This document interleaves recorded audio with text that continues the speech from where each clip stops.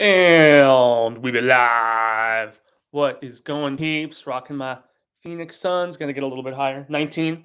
That is what is up for the live. Hail to Stephen King. That is right. Book of the month, as we do. And as the proceedings always dictate, I will be sharing. Whoops, that is not the one. I'll be sharing this link initially. And from there, here in a few minutes, we will get things rocking proper.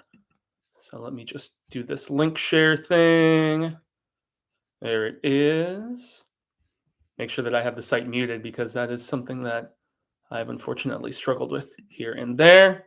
So let's do this live ahora thing. But I hope everybody is having a fantabulous Tower Tuesday. It's not always a Tower Tuesday, so to speak. But in this particular instance, for the book of the month it is. And the book of the month here on the Horror Show for Hail to Stephen King, for those who might be just stumbling upon this live broadcast, is essentially a anniversary usually, or a new release like it will be this month for the upcoming Gwendy's Final Task, I think is what it's called. But yes, the first Tuesday of every month is where we get together live, and at 1900 hours we have a discussion and some nice palaver amongst everybody. So live ahora, talking BT 4.5 as Sai King. So, should I just go excessive and go 1, 2, 3, 4, 5, 6, 7, 8, 9, 10, 19 exclamation points? Why the fuck not?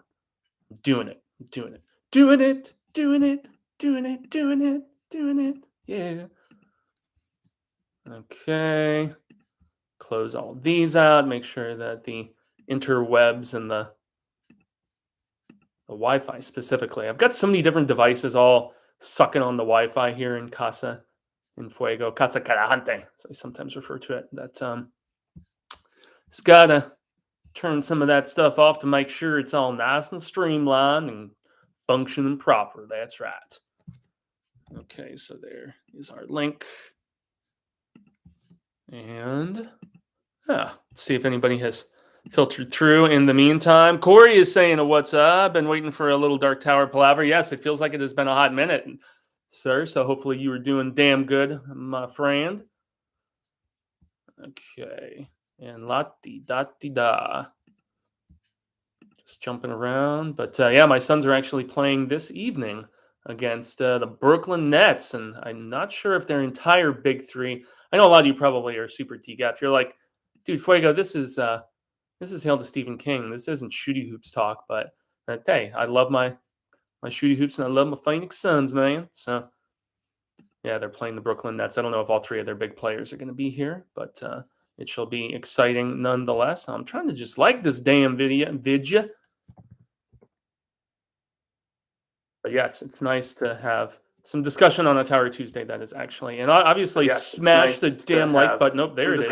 There it is. Stupido fueguísimo. That's the one that I wanted. Okay. See, I still did it, god damn it.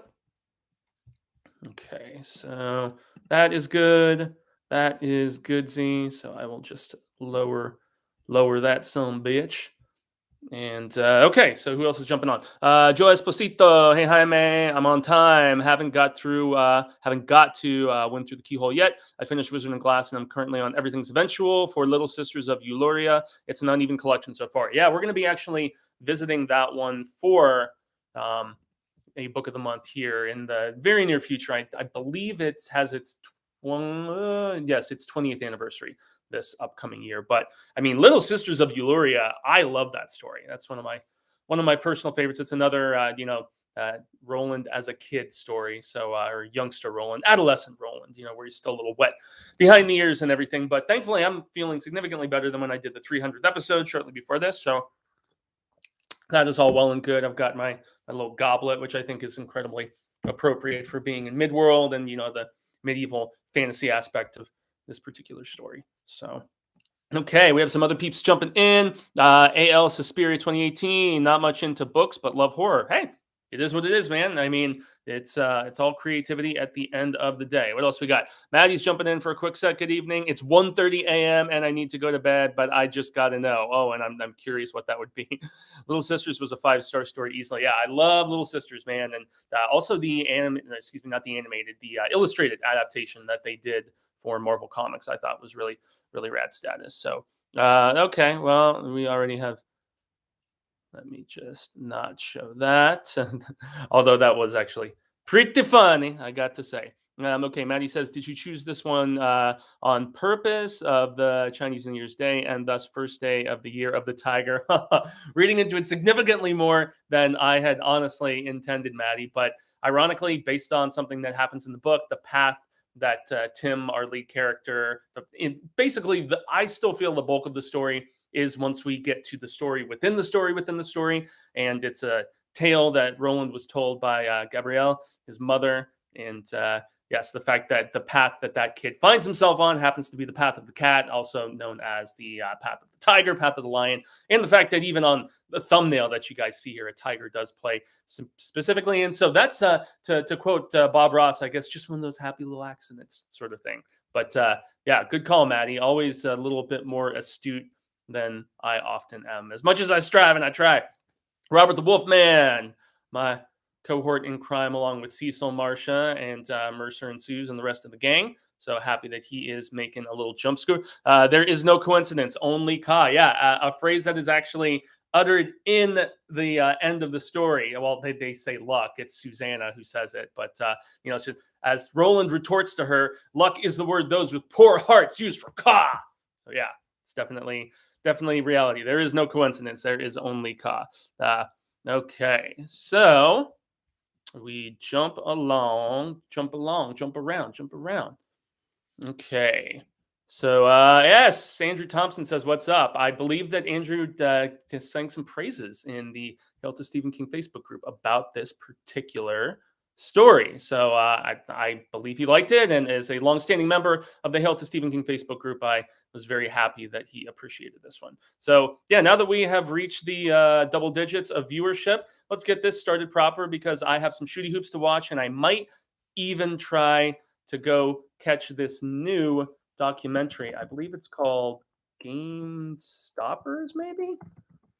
It's a documentary about, where the hell is it? I just want to actually make mention of this as opposed to derping it. But it's a documentary about all of the craziness that went down with all of those stocks with regards to GameStop, Rise of the Players. I think I'm going to go catch that very briefly this evening before the basketball game and after I finish up with this video. So, all right, y'all, let's do her proper, as the saying goes.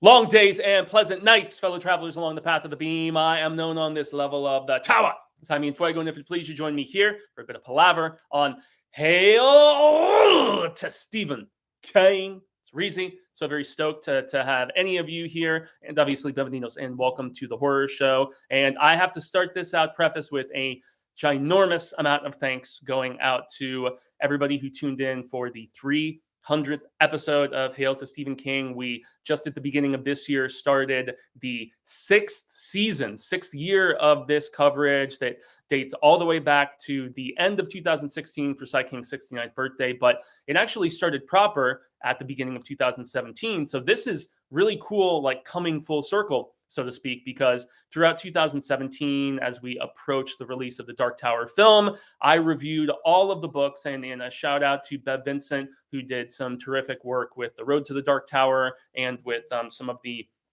just almost like encyclopedic stuff and just massive major analysis of Midworld and everything that corresponds with it. In general, I titled the series of reviews The Road to the Dark Tower movie. So I did all of the books, not in published order. I did them in the sequential order because this book, none other than that, I've got notes somewhere in there, The Wind Through the Keyhole, which I'm actually just realizing I have to slink a little bit back here and grab. Where is it? Aha! So this is a recent addition to my collection. And this is the Grant version of the book, which I will be showing off some of the badass illustrations that we have in this. But yeah, that awesome cover by Jaime, who was also illustrating the comics at the time. So I very much look forward to discussing for its 10th anniversary, the 4.5. So nestled story-wise, I guess there's no point in putting it back in if I'm going to take it right back out.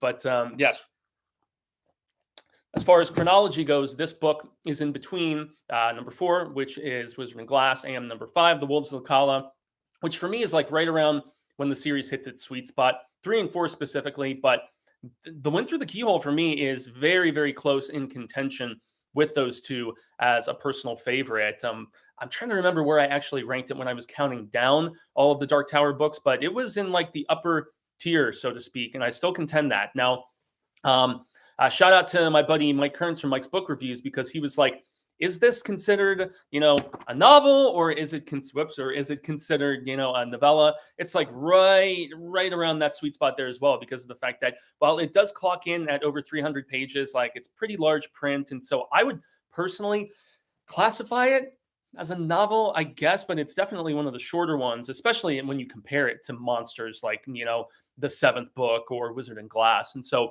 this is more along the lines of, the original book 1, the Gunslinger, which, I don't even know if that one gets past 300 pages. But nonetheless, this one was released February 23rd. I am thirsty, very thirsty. But yes, February 21st of 2012. And it ties back with a poll that Stephen King did, El Rey Sai King, as I so affectionately call him, on his website. And he also had talked about it at a few speaking engagements at the time, that he had an idea for a sequel to The Shining, but then he also had an idea for another Dark Tower book. And while I've read this is like the 4th or the 5th time, I believe, that I've gone through this book. But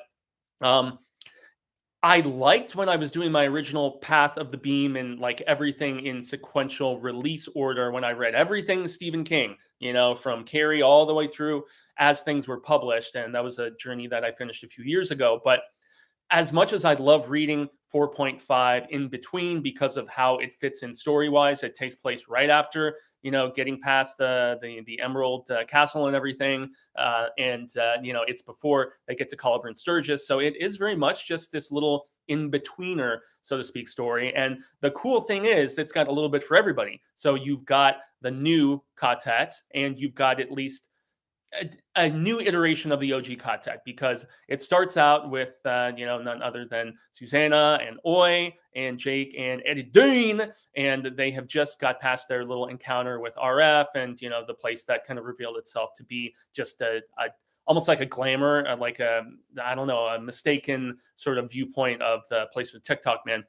Spent some time and everything, but so they're trying to make their way down the Path of the Beam to Caliburn Sturgis, but they have to basically veer off when something called a Stark Blast, which is like this big, crazy, icy storm that just lays like everything to waste in its path. And so they have to go across this river with this guy named Binks that they meet, and then they bed down as they're just like riding the storm out.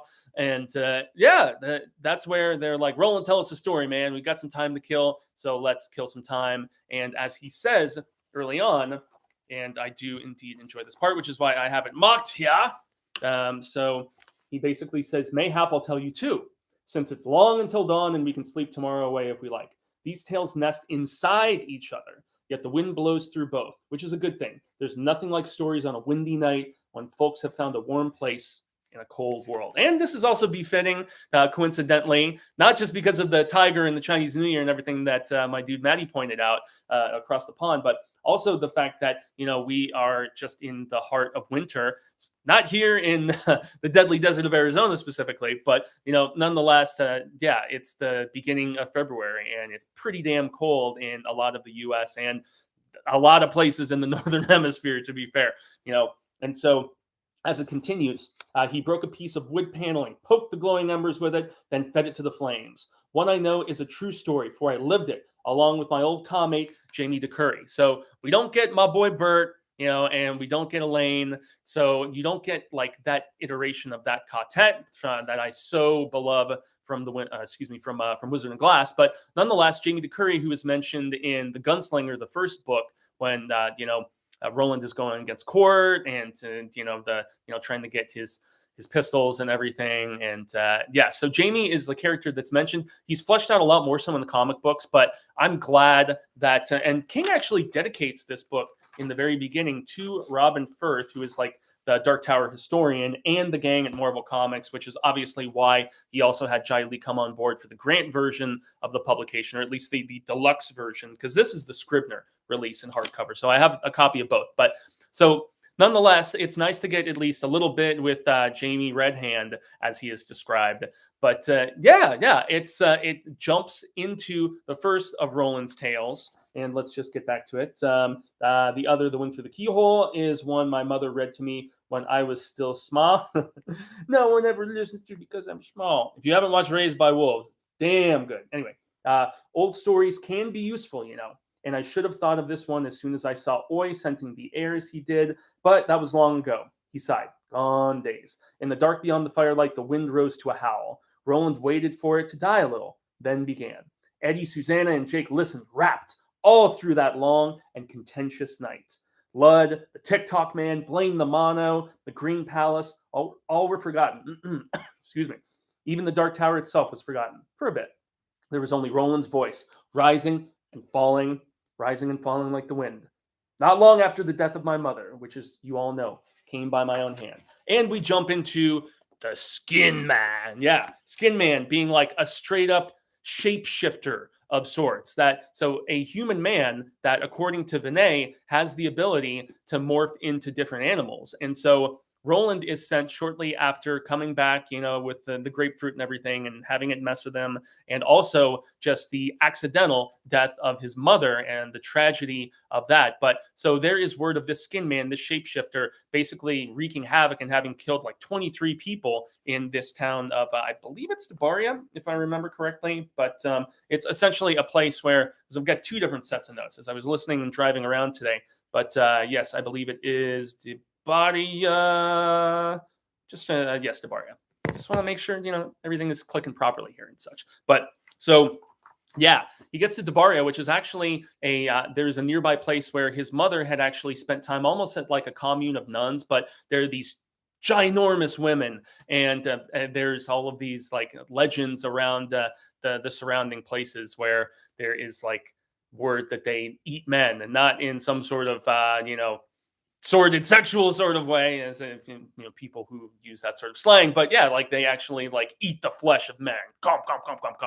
And so that's what Jaime and Roland initially hear when they are sent they're sent as junior gunslingers by Roland's pops to go and investigate this very violent, very dangerous situation. In a lot of ways, I would say much more of a definitive danger than they even got when they went to, Mage's Hambry. So yeah, he obviously, based on the success of that mission and getting everybody into, Eyebold Canyon and whatnot, his father had a little bit of faith in him. So he's just like, yeah, go and investigate this situation. And yes, there is the motherly connection there and everything. So yeah, it basically turns into some of the most grisly and I would legitimately contend violent storytelling that King had ever done, especially when he hears about what this person who had changed into a lion, changed into a tiger, changed into a bear, changed into it's either a croc or a gator, I forget which. But yeah, so there's all of these just monstrous iterations that this person has turned into.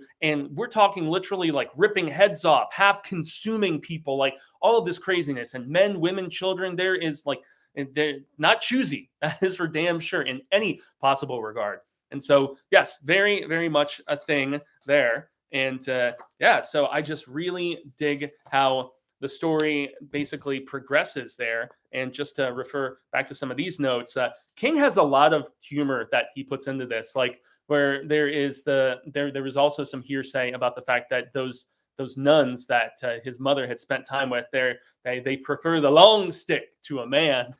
And he asked Jaime what the hell that is. And he's like, maybe it's a diddle stick. And they use that on each other. So yeah, kind of just turn the gears in your head and imagine what Jaime Redhand, fond of his bow and his ba, is referring to. And I already mentioned the fact that the giant women of Debaria, I don't know, tomato, Des Chain, since the audiobook is read by Stephen King himself. And I've seen some people, I believe, oh, I think Dan Corey maybe. Shout out to one of the members of the Tail Ka-Tet on Facebook, the group over there. But I know I've seen at least a few peeps that have been like, I don't like when Stephen King reads his own books. I do, though. And I love the fact that I at least found out, hearing it from the horse's mouth himself, that it is at least inside King's mind. It's not Deshane, like so many people have said. It is at least inside King's mind, Des Chain. And I've gone on record about this multiple times, but that's because I always called it Banger, and I had somebody from Maine specifically say, no, it's Bangor. So Des Chain, Bangor. Yes, I've said this countless times, but hey, nonetheless, it is what it is, everybody. So Roland, Des Chain, and Jaime are investigating this situation, and it really just comes to the story transition when we have the discovery at the most recent just site of carnage at this, I believe it's the Jefferson Ranch, if I remember correctly, which has been, as King describes in the prose, turned into an abattoir because there is just pieces of people all over the place, and everybody is dead, and even like the dogs are like chewing on the corpses, eating some of the flesh, licking up the brain fluid and stuff. Just King describes this in such a grotesque, grisly fashion. So props in that regard for really not holding back. And, obviously mentions to Court and Vinay and some of the insight that they gave into this. But yeah, if you're a hardcore tower junkie, you can really appreciate a lot of the references that we get in this, both to stuff that had taken place before in the story and stuff that had taken place after. So that's at least a bonus. But one thing that King does say in his foreword here is that, can you enjoy this book if you haven't read any Dark Tower stuff? And he contends yes, although he does give just a little primer at the very beginning here, where he says, many of the people holding this book have followed the adventures of Roland and his band, his Ka-Tet, for years, some of them from the very beginning. Others, and I hope there are many, newcomers and constant readers alike may ask, can I read and enjoy this story if I haven't read the other Dark Tower books? My answer is yes, if you keep a few things in mind. And this is where he just gives a little bit of information, like some backstory. And hell, it's very short, so I might as well just continue. First, Midworld lies next to our world, and there are many overlaps. In some places, there are doorways between the two worlds, and sometimes there are thin places, porous places, where the two worlds actually mingle, finnies, as we call them. 3 of Roland's Ka-Tet, Eddie, Susanna, and Jake, have been drawn separately from troubled lives in New York into Roland's Midworld quest. Their 4th traveling companion, a Billy Bumbler named Oi, or as he is so affectionately called, it's Thraken or Thraken? I'm trying to remember. Throcker or Thraken, I'm trying to remember, but it's a slang nickname for the Billy Bumblers, which is kind of cool. But to continue on, is a golden-eyed creature native to Midworld. Midworld is very old and falling to ruin, filled with monsters and untrustworthy magic. For tower junkies, yes, the world had moved on, obviously. Second, Roland Des Chain of Gilead is a gunslinger, one of a small band that tries to keep order in an increasingly lawless world. If you think of the gunslingers of Gilead as a strange combination of knights errant and territorial marshals in the Old West, you'll be close to the mark. Excuse me.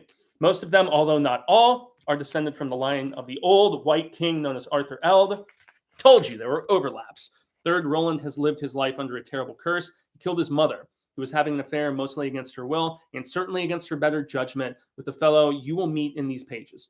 Although it was by mistake, he holds himself accountable, and the unhappy Gabrielle Des Chain's death has haunted him since his young manhood. These events are fully narrated in the Dark Tower cycle, but for our purposes here, I think it's all you have to know. For longtime readers, this book would be shelved between Wizard and Glass and Wolves of the Kala, which makes it, I suppose, Dark Tower 4.5. As for me, I was delighted to discover my old friends had a little more to say. It was a great gift to find them again years after I thought their stories were told. And that was why, even though it's great to read it as 4.5 in between, Wizard and in between Wolves of the Kala, there was something when I was reading in the published order that was really special to me because I'd spent like around a decade, away from those characters as far as, King's writing went. And so it was very much like getting reacquainted with old friends that you hadn't seen in forever. So there is like a very special aspect to the reconnection without,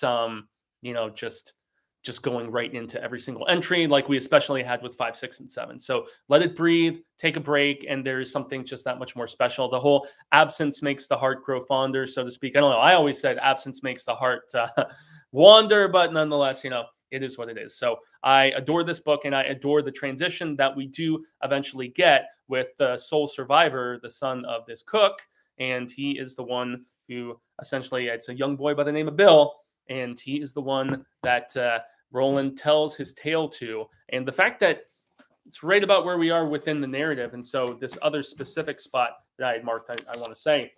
So when he's trying to get some information about who this shapeshifter, this skin man could be, Roland is basically interrogating this young boy, Bill, our survivor. And just like he does to Susan Delgado in Wizard and Glass, he basically hypnotizes young Bill. And so, he's just, puts him in a trance, and he gets the information that our skin man, when seen in his human form, had this tattoo around his ankle, which Roland goes on to find out later on is a mark from imprisonment. And so he, as we get back to that portion of the skin man story, because it is broken up, it basically bookends our main story, the title, Went Through the Keyhole, which is like the bulk of the book. But yeah, so in the end, Roland is like, we have to get all of our potential suspects together, and we need to see who has this tattoo, and we'll just kind of take it from there. But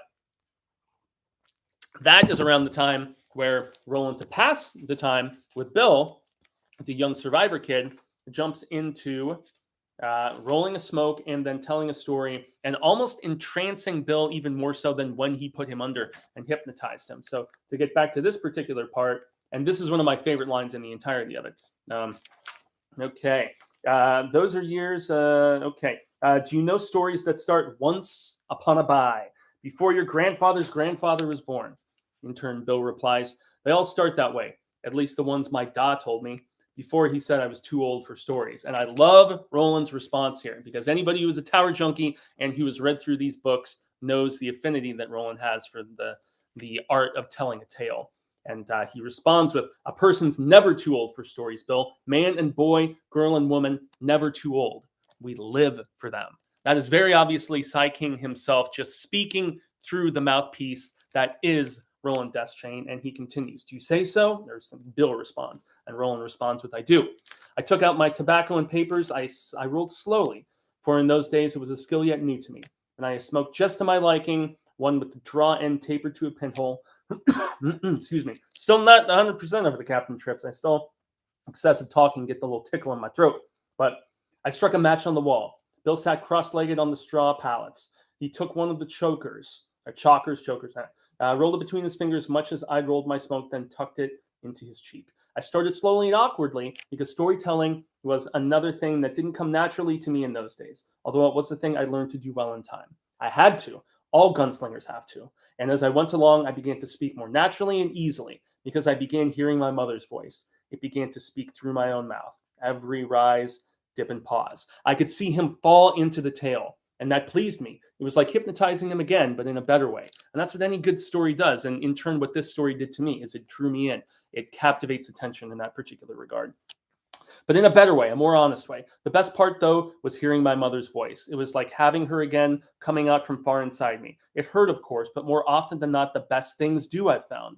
You wouldn't think it'd be so. But as the old timers used to say, the world's tilted and there's an end to it. Once upon a bye, before your grandfather's grandfather was born, on the edge of an unexplored wilderness called the Endless Forest, there lived a boy named Tim with his mother Nell and his father, Big Ross. For a time, the three of them lived happily enough, although they owned little. And that is when we segue properly into what makes up the largest chunk of this tale, which is the Wind Through the Keyhole, about our protagonist, Tim. And we will get to some additional thoughts about that here in the meantime. But since I have neglected the chat ski here for a hot minute, let's see what others are jumping in and saying. So, okay. Adam Renfro, long days and pleasant nights to you. Good, Sai Renfro as well. Very happy for jumping in. Okay. Well, that's not particularly nice. So, peace out. Okay, heading into work. We'll watch later on break. Stephen King fucking rules. Yes, that is probably just being concealed because of the profanity, but nonetheless, I am most definitely all about that. Okay, what's up, Andrew? You the man? Okay, so yeah, peeps are obviously just letting me talk, which is totally fine by my end, everybody. So that's what I am here for. I love to gush about the Sai King. So as we continue. time was a face in the water, and like the great river before them, it did nothing but flow. And that is the epitome of as Roland like basically goes into the tale The Wind Through the Keyhole, which is the one story that is not about him. It's one that his mother read to him as a child. There is just a lot of nostalgia within this book, and I believe that that's not only because of the fact that King was just getting all just warm and fuzzy, just getting reacquainted with these characters, writing them once again, but also being through Roland, it's him remembering back to the Gilead that was for him. It's remembering back to all of these just fond recollections of his mother and how much he loved her and how much of a tragic end she met after Martin basically, well, he hypnotized her into the bangarang and such. And so yes, her very very sad ending, but and it really makes up at least the biggest heart of the book, and the parallel between the fact that once we get to the story of Tim in The Wind Through the Keyhole, it really becomes an adventure of him trying to save his injured mother.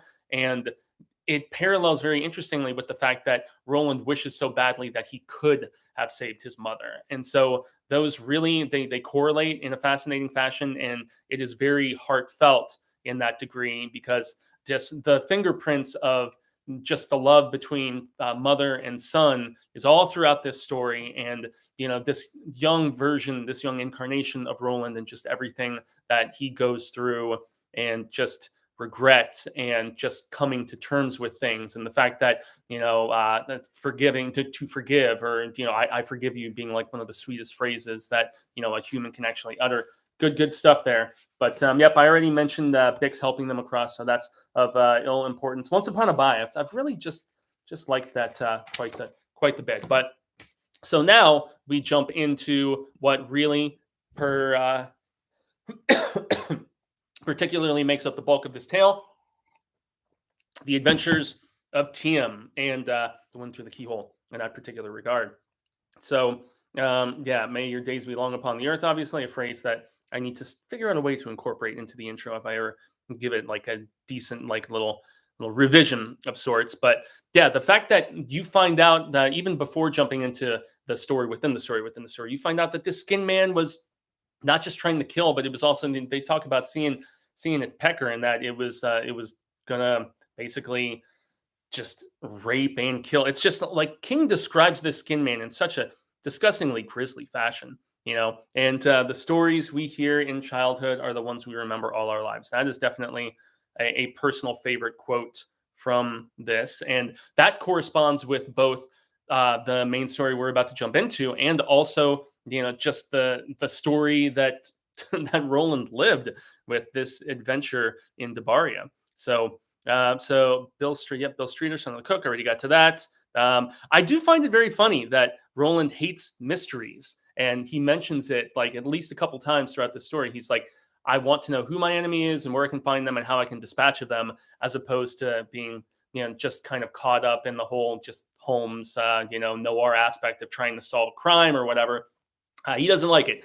He mentions things as liking to have them be clear cut. But so we jump finally into the story of everything that happens with our protagonist, Tim, and the fact that our story essentially starts out with the fact that this kid is living in this area, which is seemingly Midworld, but obviously Midworld in eons past. And so there is mention of Gilead. There is also mention of Delane and the dragons that dwell there, which is the kingdom in which the Eyes of the Dragon took place. So that's another cool Easter egg. So this was the book that most definitely did confirm that they're just different regions of, the same level of the tower, seemingly, so to speak. And so that is very cool. But so Big Ross, Tim's father, is mysteriously killed, and presumably by a dragon. And so one of the main things that, just one of the main moneymakers, essentially, that Gilead takes taxation from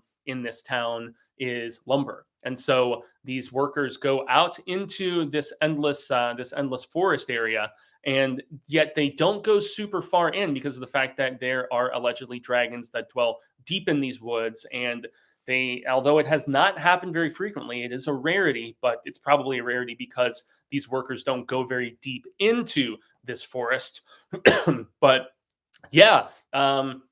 His dad meets his end, presumably by the hand of a dragon. And this is spoilers, guys. Now, on the previous time that I reviewed the one through the Keyhole, Dark Tower 4.5, I tried to just go through narrative, but not give excessive spoilery sort of stuff or anything. But this being a revisit, if you want to check out more of a non-spoiler review, and you've already made it this far, like over 30 minutes into this discussion, yes, it is a spoiler-free review in the Stephen King focused playlist here on the Horror Show. So if you don't want me going into like big in-depth sort of shit, you can jump over there. That was a review from like May of 2017. So we're talking almost 5 years ago at this particular point.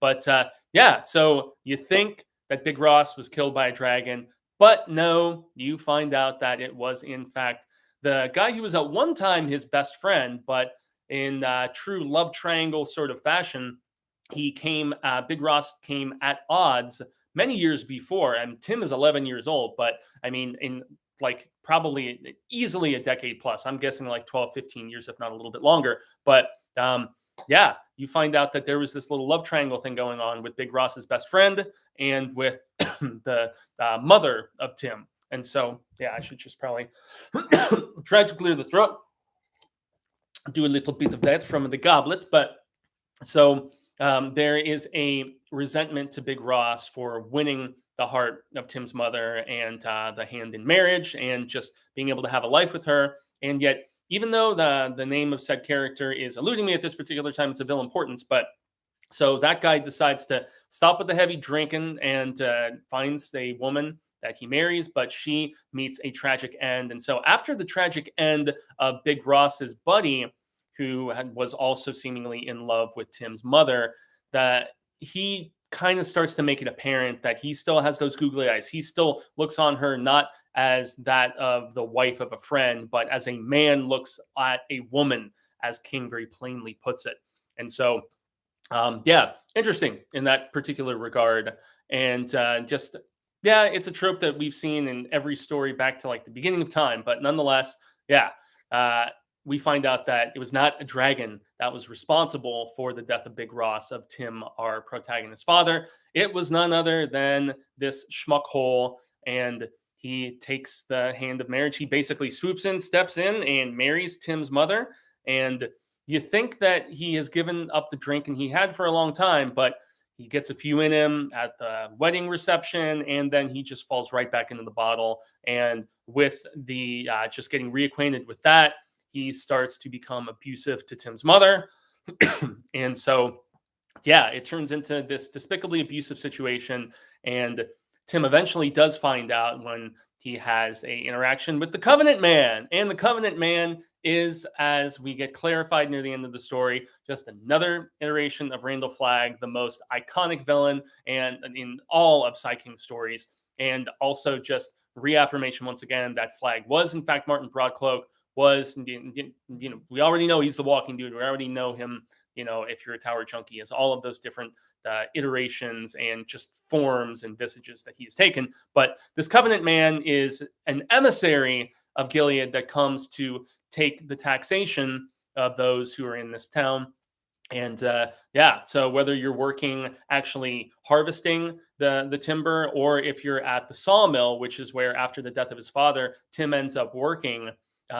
Yeah, if you can't give your proper tidings, taxes for all of those who are fans of the Disney animated Robin Hood, with John. But hey, nonetheless, if you can't pay up, you are basically screwed, and you're going to have to just live off the land, and you'll essentially lose everything. You're totally screwed. The ruthlessness and squeezing blood from a stone, so to speak, sort of tactic. But in just true nefarious fashion of RF, he essentially pulls the curtain back and lets Tim know through this key can open up anything. And if you take this key, you will discover some like deep, profound secret.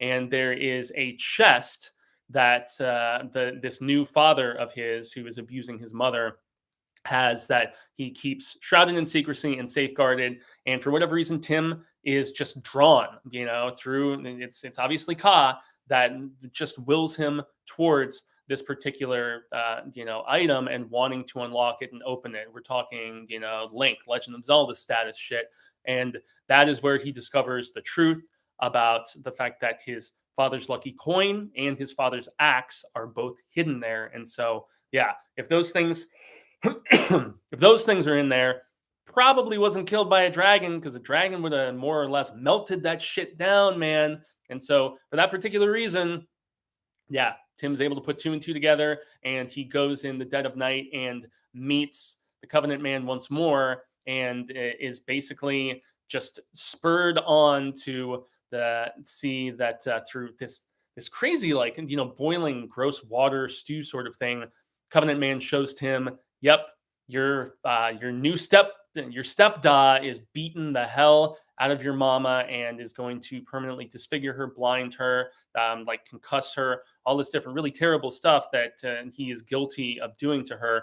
And the only way to save her is if he goes through these extremely dangerous, if not borderline deadly woods, to try and find the wizard Merlin and just get his assistance with healing his mother. And so this is where Tim goes on his big adventure. And his big adventure entails everything from, getting himself into these swamps, standing on the head of a goddamn dragon at one particular point. There's these like other aquatic creatures from the marsh that are trying to get up and kill him. Thankfully, he was given by this disfigured teacher in his town his own pistol. So he has a gun, and he's got I believe 5 shots in it, if I remember correctly. He's never shot one before, but yep, it aims true.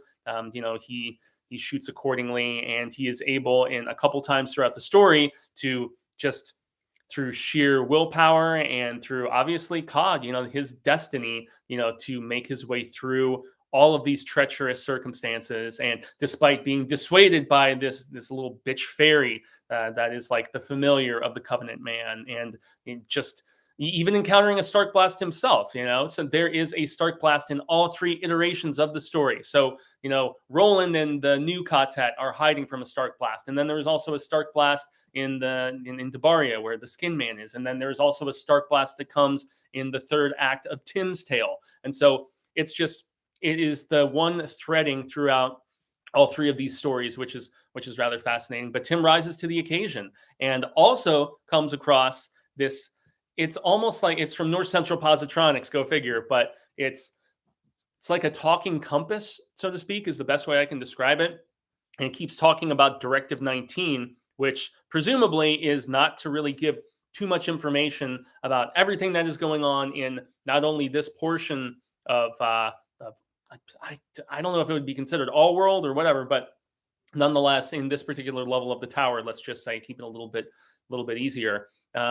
So just not supposed to really, pull back the curtain and give like spoilery sort of stuff about the grand scheme of the Crimson King's plans and all of the facets of them. But, there will be water if God wills, which is a phrase which is uttered countless times throughout this particular book, almost as if, if it's supposed to happen, if it is in fact destined, it will. And it is that important in that particular regard. And so, Tim forges on, and one of my favorite quotes from this is the fact that, one bit of wisdom that the Covenant Man does impart to him is the fact that in the right hand, any object can be magic, whether it's, the pen is truly mightier than the sword, or, what have you. But yes, any sort of object can be magic, and it depends who's wielding it, what you have inside of you, and what sort of just creativity, persistence, passion you can personally conjure with whatever instrument you are just opportune to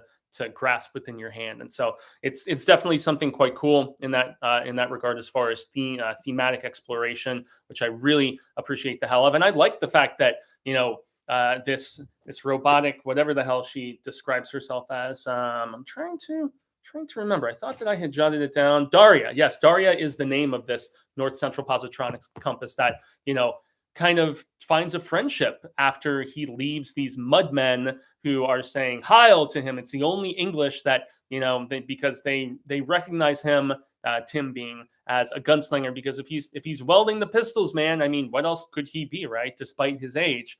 And so he is sent on his way by these mudmen, And yes, it's very, very fortuitous that they were able to send him with like some pork and some, like squash looking stuff. And so they help him with food. And shortly thereafter, he does have Daria. It's Daria, thinking of that cake song from the MTV show suddenly. But he does kind of become acquainted and, dare I say, friends with this sentient compass that is making sure he is staying on the beam of the cat, which is where he's traveling, and he is on the way of the bird. So that's at least a little bit of clarification as far as that particular beam that he is on and making his way through. But yeah, he does eventually need to seek shelter from this oncoming stork blast, and it happens just as he encounters an encaged tiger, the aforementioned tiger that you see Tim with right there in the great illustration from Jaime, who also did the Marvel comic books of the Dark Tower in the first few series at least. But yeah, who is this tiger? Who put it in this cage? What the hell is going on? And the presence of Marilyn is just very much hanging over Tim's story, especially as you get into the second and the third act. And you find out, lo and behold, that this tiger was actually Marilyn himself, and he was turned into this form and imprisoned, presumably by the Covenant Man. No. You find out after Tim is lucky enough to actually revert him following the Stark blast into his proper human-esque form, his humanoid form, I guess you could say, based on the power of that particular wizard. But nonetheless, he's like, no, the Covenant Man didn't put me here. There's somebody like the actual puppet master of everything, and that's where you get your Crimson King connection and the mention of him. And justice for the Crimson King, for God's sake, after how much he was just bastardized and defanged and declawed by the time we got to that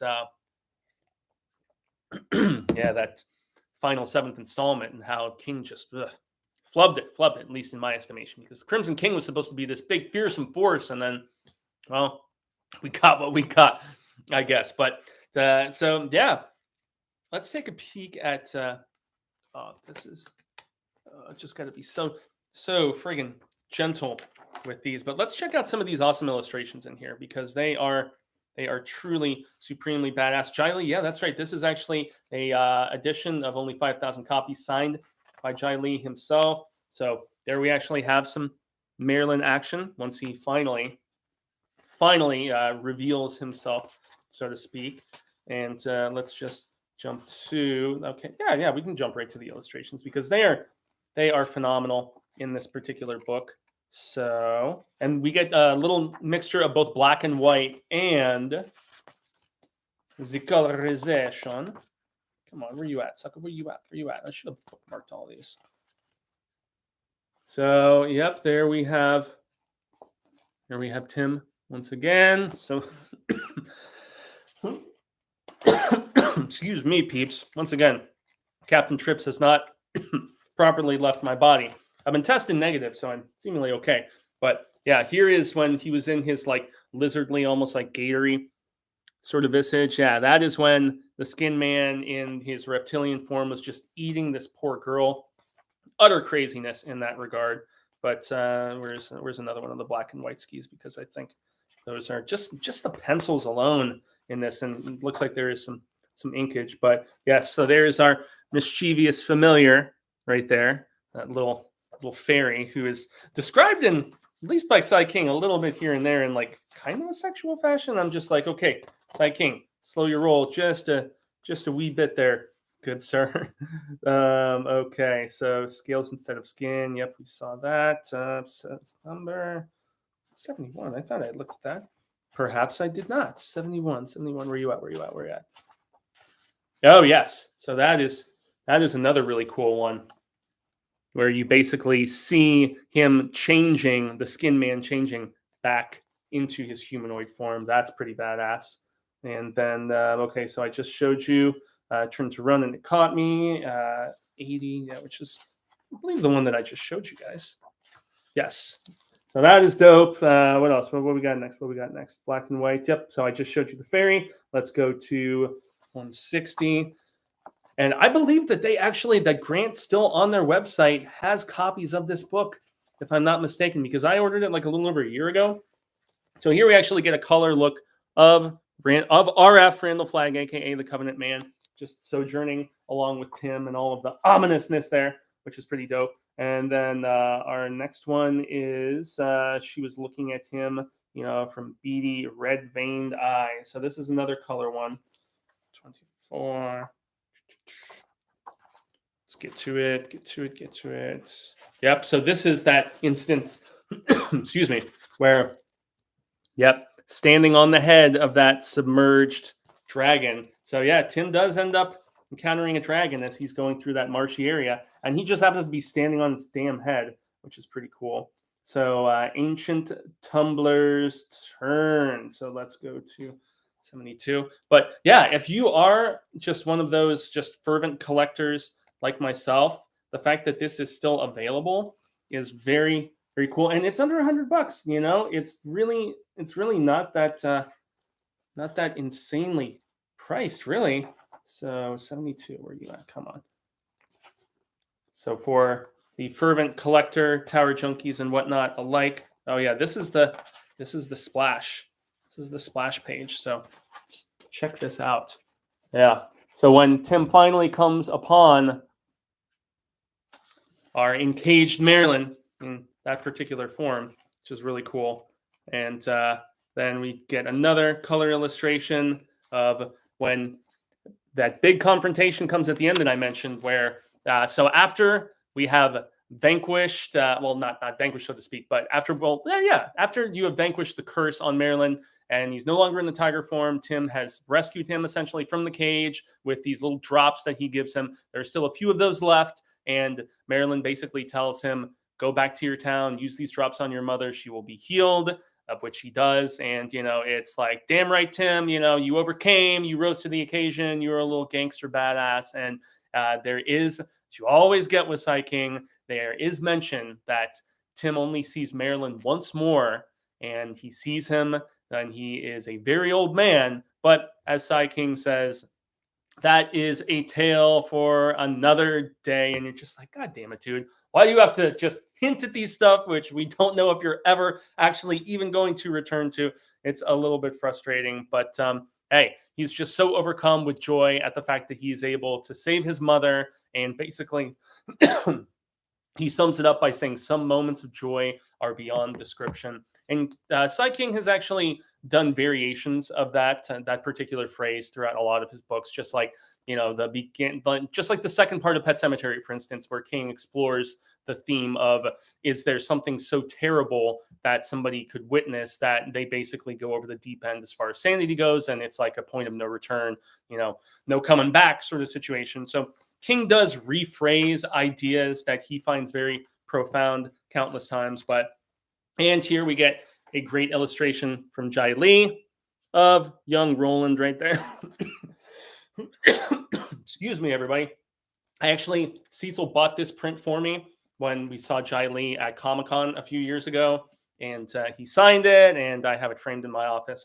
I was thinking a little more clearly, I would have probably brought that out. But nonetheless, you jump back into, after Tim saves his mother, back into the story that pertains to our young Roland, the young survivor in Bill, and then Jamie the Curry. Basically, they have these 20-something guys that all work in this nearby mine, I believe it is. And so they are all brought to like this bar, so to speak, this inn of sorts. And they're all given, tall shots. And they're like, okay, we need to figure out which one of you it is.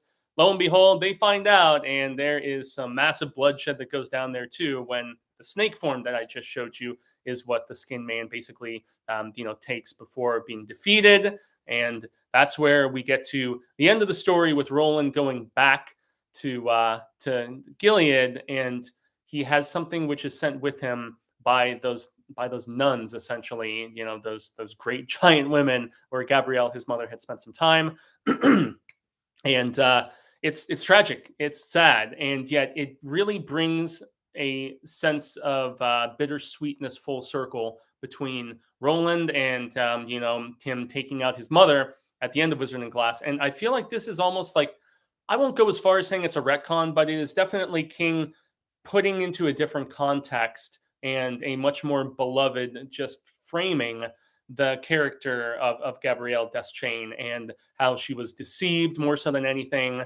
And it was really just the time she spent with Martin Broadcloak. It was against her will to a degree, and that she was deceived. And that's where the end of this, as we jump back into our new Ka-Tet with Storms Over, which is where they basically, the story is finished and King's like, yep, and they go on to Caliburn Sturgis, and that is about the full extent of things in the excitement with regards to that. But then there is an afterword, and the afterword is where we finally find out what the message that Gabrielle, that basically before Roland even killed her, at the end of Wizard and Glass, she knew what was going to happen. She had a vision, she had foresight, whatever you want to classify it as. And so she knew what was going to happen. She knew that her sins, essentially, her wrongdoing, was going to damn her, or at least cause her fate to be sealed, so to speak. But she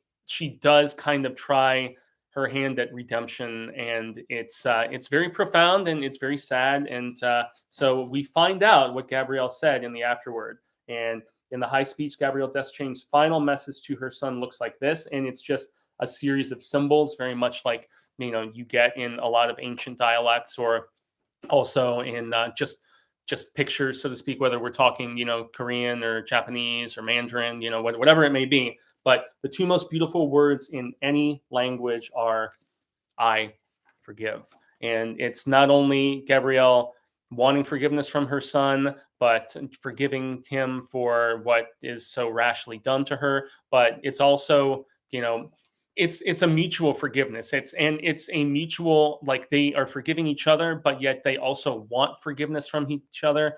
And so it's very poignant and very profound. And I feel like it does really paint in a different light her character, and does give some sort of afterthought of redemption that I think just adds another wrinkle, another layer that I really appreciate about this particular story.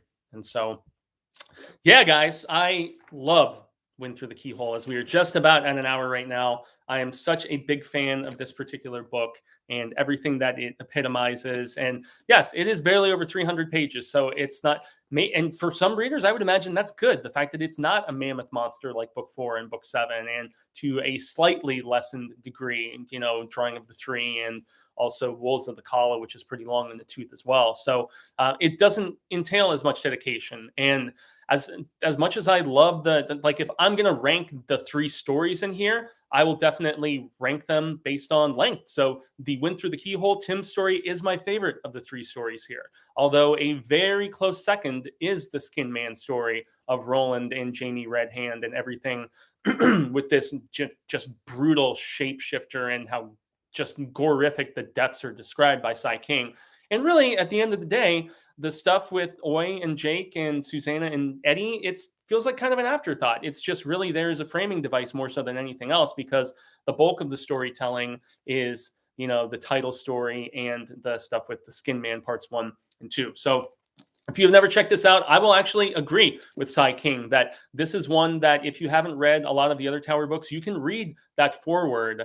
You will definitely get a lot more out of this book if you have read, all of the other Dark Tower books, both before and afterwards, but it's not like absolutely imperative. I will go with Sai King's recommendation in this regard and say that, yes, you can read and enjoy this book, but it's really because of the fact that the bulk of the story is, Tim and his journey to save his mother after being spurred on by the Covenant Man. So, yeah, guys, we are just about at the hour mark. And so I'm going to jump back into the comments and see what peeps have been saying. If there's any thoughts about this book that I haven't mentioned, whether it's a quote or something in particular, please, porfa y gracias, chime in. So Sharon Beveridge, what is up? If you're still here, Norin Rad 82. Yep. Peace Station 19. Damn Reezy. I've got my 19 on. Yes. There we go. Okay. King has an affection for cats, I think. Well, I mean, we all know he loves his corgis, Molly, the thing of evil, and everything like that. But the painting of the Crimson King are still scary, at least. Yes, very true, very true. Okay, I have other versions of that book. I need that one. Yeah, it's still, to the best of my knowledge, as I mentioned earlier, available on the Grant website, and I think it's only like 75, 80 bucks, something like that, plus shipping. So not too crazy. Don't give eBay resellers, if it is still available on Grant, the satisfaction of ripping you off, those schmuck bags. So, okay, Corey says, what website has the book? Do you have any more King books that are illustrated? Oh yeah, Corey, like the entire, like back behind me, down there. Let's just move this back down there. The top row is like all of the illustrated stuff. So right over there, we've got the Doubleday Years. We've got Carrie, Salem's Lot, The Shining, Night Shift. I've already pre-ordered the Stand, which is going to be the next release from over there. And then obviously Stephen King's It. I've got the illustrated PS Publishing Pet Sematary Anniversary, Insomnia, that great version of Desperation that's illustrated that Grant did. Then I also have a gift from Lady Catherine, the Little Sisters of Eulalia, which is a very tough one to track down. I don't even want to know how much she spent on that. And then some more from Cemetery Dance, which includes From a Buick 8, Dr. Sleep, Full Dark, No Stars, Sleeping Beauties, and nestled there in between from an upstart, Levidian Press, I believe they're called. They did that excellent version, of Revival. So there you have it, guys. I'm going to move back into the frame, get this back up accordingly. But yeah, I know that I did, Corey, a few years ago at least. I went through all of my deluxe Stephen King releases that have illustrations and stuff, and so I believe I went through all of it in a Sai King collection update video that I had done. So let me just get to the other big piece of information, which literally broke like right before right before I was about to start filming this. I was just going over some additional notes and whatnot. But before I jump to that, let's see what else is being said. Hard to find some things there, though. Yep, very true. A Tale for Another Day, maybe a fairy tale. Well, hey, if Tim came back for fairy tale, yeah, that could be cool. I mean, you could bring Tim back. You could bring, you can bring Jack Sawyer back. I mean, there is so much geeking out sort of stuff that Sai King could potentially do with this particular story that I would just absolutely adore. But yeah, I am very much looking forward to that. So let's just double check on something. But yeah, so all of the illustrated stuff down there, very, very cute. I would love to see Jack Sawyer or Tim come back in any sort of incarnation or any of the Dark Tower tie-in peeps. That would be utterly amazing. Awesome, dude. Yes, show that print. Were those nuns connected to the Little Sisters of Eulalia? No, at least not to the best of my knowledge. The nuns in the Little Sisters of Eulalia are described as dwelling in the same pavilion that Jack Sawyer actually finds himself in once he is crossed over into the territories and he's walking through that like pavilion courtyard area in the Talisman. It is described by King when Roland finds himself there as that same pavilion, but that is dead and dilapidated because the world has moved on in that particular area. And so, yeah, just because they're both nuns, I do not believe that there is a connection there, especially since, these are actually kind-hearted nuns that help Roland, young Roland, in the Skin Man story, despite the fact that there's all of these horrible tales jumping around about them, all of this hearsay, so to speak. You actually find out in hindsight that, yeah, in fact, they are, excuse them, wow, Jesus Christ. You do find out that they were just of a kind-hearted nature, and yeah, it's they help him. They are the ones that were holding on to that note that Gabrielle had. They are the ones that basically you find out, no, this was in fact just legend and hearsay, and that they actually are seemingly, at least the one that has interactions with Roland, relatively nice. And the nun in particular that he has his little bit of palaver with a couple times in the Skin Man story recognizes him immediately because he looks like Gabrielle. He looks like his mother, which is pretty key. So, okay. But, all right. Hey, Jaime, I loved your Burnt Offerings review, says JP. Oh, right on. Thanks, man. Also, FYI, I catch all your South Park references, of which there are many. And tomorrow night, the 25th season of South Park premieres. Now, they're only down to 6 episodes, which kind of bums me out just a wee bit, but nonetheless, it is my favorite show, and so I inject them anywhere that I can. So okay, Robert says, haha, I don't threaten me with a good time. Okay. Sharon chimes in and says, I'd love to see anything more from the Dark Tower, especially young Roland. Yep, young Roland, as I've gone on record various times to say, is my personal favorite iteration of the Dark Tower. That's why the Gunslinger and even more importantly, Wizard and Glass are favorites for me, other favorites. Wizard and Glass is my favorite of the series, and it's why I like 4.5 so much as well, because I don't know, it's a fascinating viewpoint into his adolescence. It's why I love Little Sisters of Eulalia so much. Count me in for anything that deals with those younger formative years of Roland. It's why I like the Marvel comics so much as well. I'd like to see an animated version. Yeah, seriously. I mean, now that oh goodness, Scribner, I believe, now that Scribner actually owns the rights to those Marvel Dark Tower comic books and they've been re-releasing them themselves, I would love to see what they could do with something animated.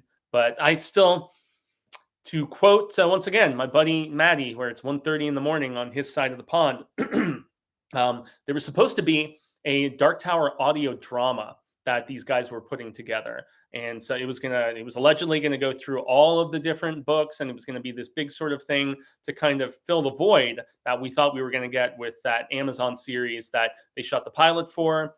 Glenn Mazzara was behind it, but that ended up getting canceled. And apparently they got a cease and desist order, the guys who were trying to put together that audio drama, even though it was like a the fan film equivalent. But then again, the peeps who made the Charles short film, the fan film based on the Chucky / Child's Play IP, they also got a cease and desist too, because of the fact that Don Mancini and those guys didn't want any confusion with the new series about to premiere on Sci-Fi and USA. So apparently the cease and desist for the guys trying to do that Dark Tower audio drama is because there is a new adaptation that is very hush-hush in the works being negotiated. So if that isn't anything to get the Tower Junkies excited about, man, I was unaware about it until Maddie pointed me to that particular information, which was put out by the guys themselves behind the audio drama.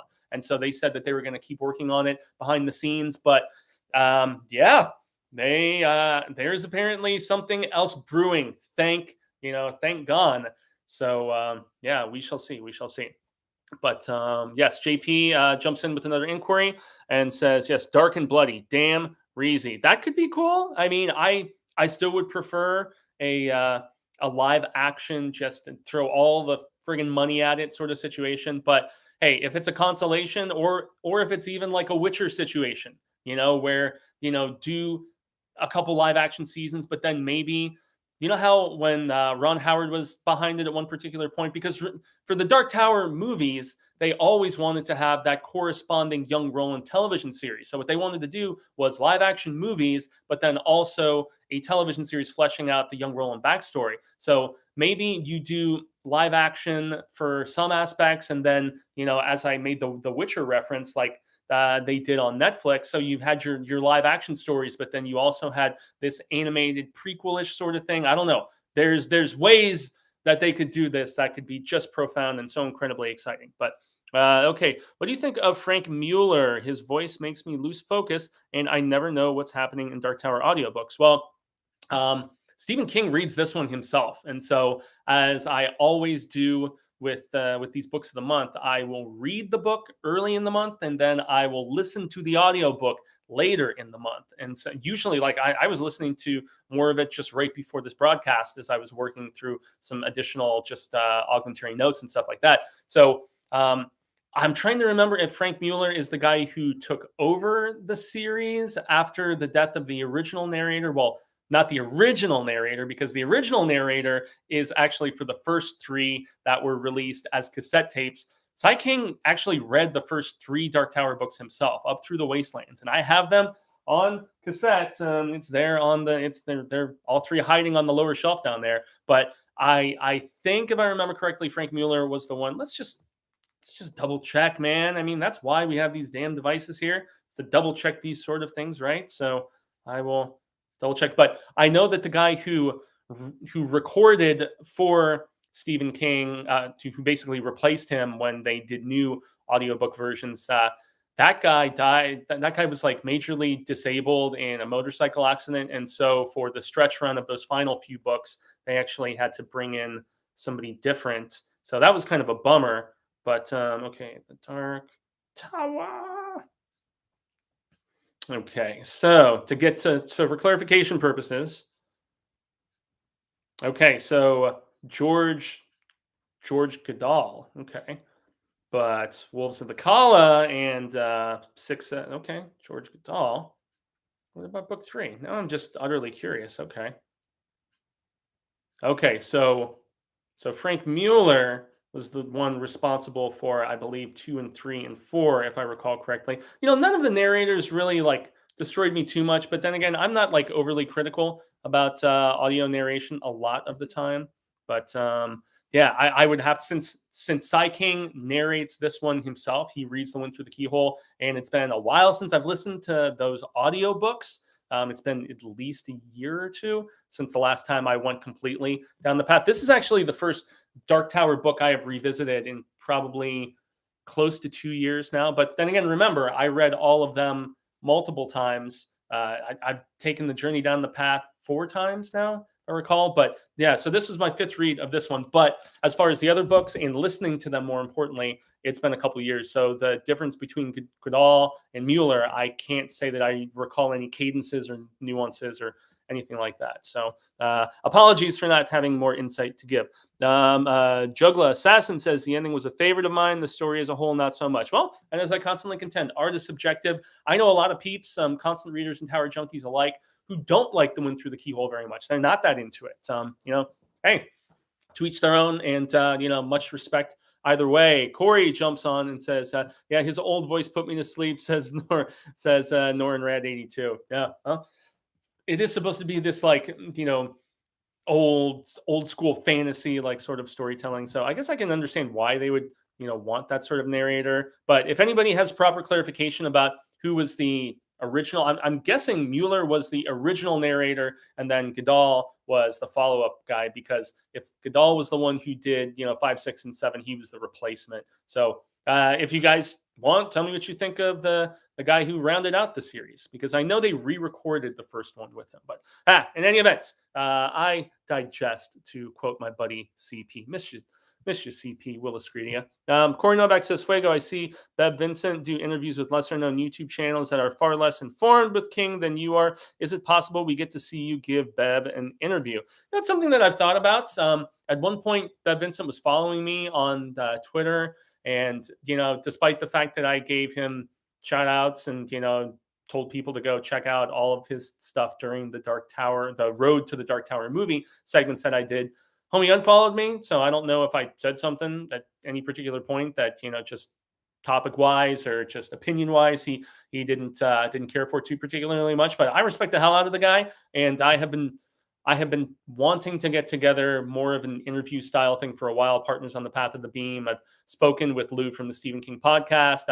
I already collaborated late last year with Mike Kearns once again. Mike's book reviews, one of my favorite booktubers and just an all-round rad status dude. So there's a lot of stuff schedule-wise booked up for the coming months, between film anniversaries, between Quendy's final task coming out here in 2 weeks, and all of the different adaptations that we have coming this year, between Christine, between Salem's Lot, not Christine, Firestarter, but there is a new Christine in development, as there is a new Dark Half. I mean, there's so much, including what was just mentioned today, and this is what I wanted to at least round out the broadcast with, in the fact that we found out last week that Later is being turned into check you later. Later is being turned into a limited series starring Lucy Liu. And I was joking at the time, just a week ago, that I guess it's inevitable that we're going to hear the Billy Summers adaptation announcement pretty soon. Although still no revival and Doomakey goddamn adaptations. But I was joking because I knew it was, everything's eventual, right? And a new Sai King book means a new Sai King adaptation in a lot of ways. But in this instance, I was like, not thinking that we would, a matter of a week later, get an announcement about Billy Summers is already going into like a pre-production sort of phase, and that they're just trying to figure out what network it's going to end up on. But J.J. Abrams and his Bad Robot company are doing Billy Summers as a limited series. And previously, they did 11/22/63 that I thought was awesome. They did Lisi's Story for Apple TV just last year, which was one of my favorite bits of television I saw the entire year. I contend it's one of the best Sai King adaptations, especially for the small screen, that I have ever seen. And then unfortunately they did Castle Rock, but I don't blame the production values of Castle Rock or even the acting. I thought the acting was pretty stellar throughout, from whether it was Jane Levy, whether it was Sissy Spacek, the name of the actor who played Pangborn. I thought he was great too. Oh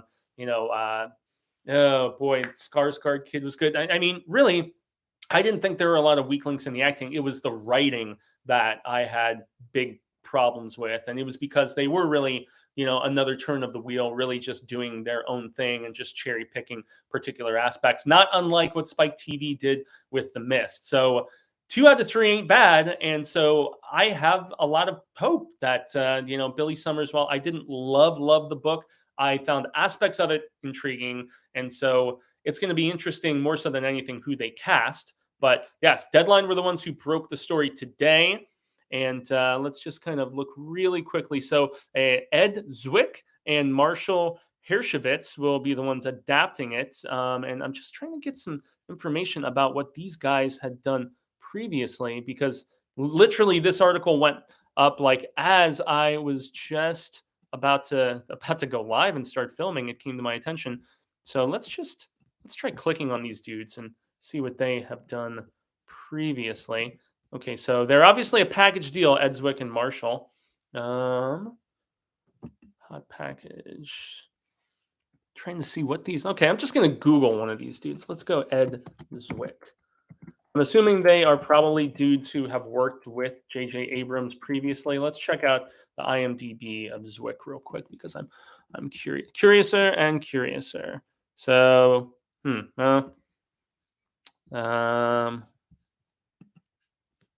it's not looking quite as good as okay. So, wow, The Great Wall, as I'm the Nashville TV series, The Last Samurai screenplay, Once and Again TV series. Okay, well, the 30-something TV series. All right, so not a lot from Ed Zwick that is jumping out at me.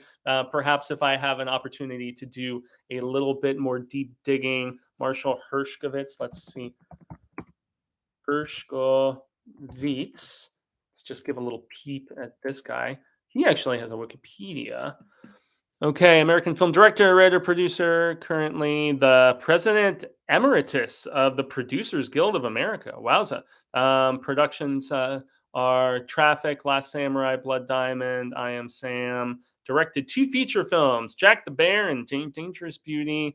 Television shows, My So-Called Life Once Again. Okay, so both of these guys have worked on a lot of stuff, but not necessarily a lot of stuff that I think lends itself to an adaptation of this source material, specifically if we're really going to explore, Billy Summers' time in the Middle East and, being a soldier and everything. I'm really curious how the balance between will we have just a couple episodes dedicated specifically to his time in the military, or will we have episodes jumping back and forth between him as this contract killer who only kills bad guys? I don't know, man. I don't know. Red team go, red team go. But nonetheless, we have another Sai King adaptation in the works, and I do have faith in JJ and his bad robot team and what they can potentially do. So yes, anytime there is a new Sai King adaptation announced, I am obviously curious, cautiously optimistic, and definitely excited, because I never go into something just saying, God, I hope this sucks. Like, that would be so gratifying, if this just fell on its face. I always hope for the best, but brace myself for the worst. That's going, one of my, it's being a realist, and that's kind of my outlook and my mindset about a lot of things. So what do you guys think about this particular adaptation being announced as in the works? It's going to be pretty much the last bit of information here as we are approaching almost 90 minutes, which is kind of that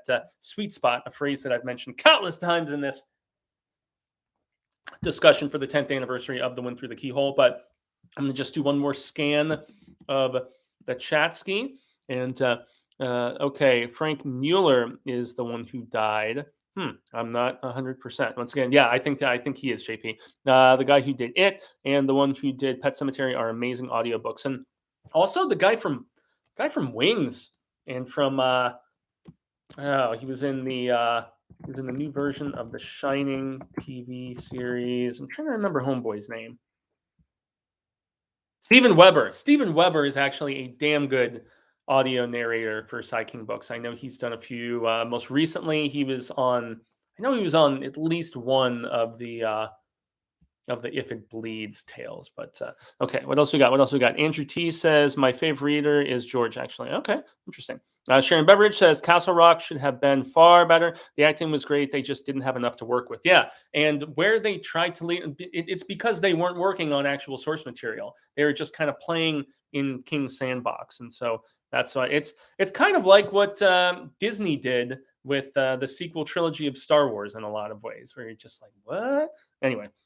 Okay, Juggler Assassin says, I would love prequels of The Dark Tower that goes more in depth with the creation of the Guardians of the Beams, the ones that didn't make the stories. Yes, truth be told, I think that is the sort of exploratory stuff, very similar to what Amazon is doing with this Lord of the Rings story, where stuff that was only hinted at or mentioned, passingly, or bits and flashbacks or whatever, to like go back, long before the, Farson came around. Excuse me, long before like there are even hints of the world moving on or any of that stuff. I think that is very ripe for the picking. It would be a similar situation. Just have Robin Firth oversee, have her on as a EP or a creative consultant or something, or even taking part in the writers' room. And I would be in good faith with something like that. And I mean, it's what Marvel did with those comic books that I will have the third entry of Treachery. That review has been sitting on the shelf for a while because it was supposed to go up last month. And then when I got Captain Trips and I was out for about a week and a half, we were approaching the 300th episode. And so I was just like, well, I don't want a comic review that a lot of people don't tune into to be the 300th episode. And sure enough, the fairy tale announcement of the new King book coming in September hit right around the same time. So we were able to just talk for the 300th episode about King, his just ventures into fantasy, and just preview that book. So that live episode from a week ago was a hell of a lot of fun. But yeah, I would love to see further expansion on that lore. I think that would be interesting for sure, says Sharon Beveridge. I second that emotion. Yes, for sure, says JP. So yeah, guys, that essentially is going to be the end of the proceedings for today. But what would it be without, first and foremost, letting you know that I did start a new series finally after I had been teasing it for a while called Barker at the Moon, and it is taking up the slot of one Hail to Stephen King every single week. And the first episode, which was about Book of Blood #1, has been up for a little while, but next Tuesday it is going to be the second installment of that. So it's going to be a pre-recorded video about the Books of Blood Volume 2, so you can look forward to that. But 2 weeks from today, we have a new Sai King book that is coming out, and it is King El Rey, as I so affectionately call him, reteaming with Richard Chismar, his buddy from Cemetery Dance. I'm saying Century Media, one of my favorite labels for metal. But so Richard Chismar from Cemetery Dance, who he worked on the first book, Gwendy's Button Box, with, and he essentially just allowed Richard to run with it for the second book in this apparent trilogy, Gwendy's Magic Feather. The first one that King helped out with, I enjoyed, but I definitely didn't love. I'll be very candid and honest about that. Second one, Gwendy's Magic Feather, as I admitted recently, I was not a very big fan of this one, unfortunately. I know others were, to each their own, but we are getting Gwendy's final task. It releases on February 15th, I believe it is. So yes, February 15th. 2 weeks from today, approximately, I will be doing a pre-recorded non-spoiler review that will go up that day discussing the third entry in the Gwendy trilogy. But then at the end of the month, at the beginning of March, which I believe is, let's just double check the DZ. So March 1st, on the first day of March, I will be doing a spoilers discussion for the book of the month. But the spoilers discussion is not going to be just about Gwendy's final task. It's going to be about the entire trilogy. So I'm going to reread both of these, and then I'm going to read the third and final installment in this Gwendy trilogy. But so the February book of the month, which will be discussed on March 1st, Tuesday, March 1st, is going to be all spoilers about the entirety of the trilogy. Although I feel like it would have to be spoilers because, like, you're not just going to read Gwendy's final task alone by itself. You know, you need to, it's like, yeah, I just watched Return of the Jedi. You're like, you didn't watch Empire? You know, you didn't see the film that started it all. It would be rather peculiar for somebody to just jump right in. I'm not saying there aren't people who are going to do it. They're like, ooh, Stephen King book, you know, and it's, you know, people who just like picked up, you know, like for instance, went through the Keyhole and they're like, oh, went through the Keyhole, a Dark Tower novel. It says in smaller text at the very bottom. So that's not to say that people won't do it, but just be forewarned that the discussion on March 1st for the February book of the month is not just going to be about Gwendy's final task. It's going to be about all three of her books in the scheme of things. So, yeah, guys, I see that Travis Miller coming in late, but we'll check this out as I adore this book. Thanks. Yes, exactly. I extend a grande gracias to everybody who tuned in for this discussion about the Wind Through the Keyhole, one of my favorite Dark Tower diversions, so to speak. And yes, say thank you, hoping that we have been well met. Grande gracias, I've been Jaime and Fuego. You can find Wa on all social media sectors like Twitter, Instagram, Facebook, here on YouTube, the liking, the sharing, the subscribing on, excuse me, on my personal YouTube channel, Infuegotainment. This week, I'm finally getting around to my favorites from 2021, both my favorites, the best, and also the worst, unfortunately. Since I didn't even test negative until like just a few days ago, like 3 or 4 days ago. And yeah, the Captain trips kicked my ass pretty bad for nearly 2 weeks. And so it threw all of my plans off for most of January as far as stuff on Infuegotainment. But I will most definitely be sharing those links on my social stuff once those videos go up this week. And obviously doing the like, the share, the subscribe thing is greatly appreciated. Tomorrow night, me and Cecil are going to a press screening of the new Roland Emmerich madness called Moonfall.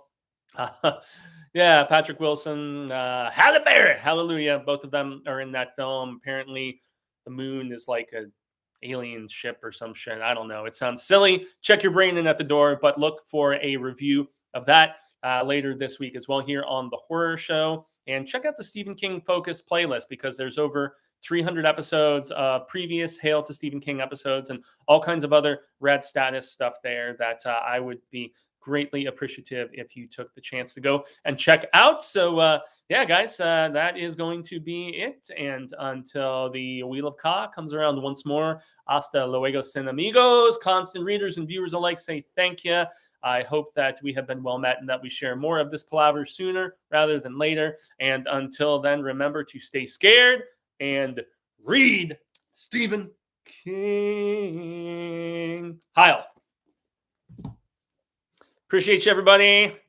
Major love. Oh, damn, Lou, just as I'm leaving, man. I hope you're doing good, man. And we will have to be in touch about this new Gwendy book after you've gotten the chance to read it. But I have some shooty hoops to go watch here in a little bit. So go Phoenix.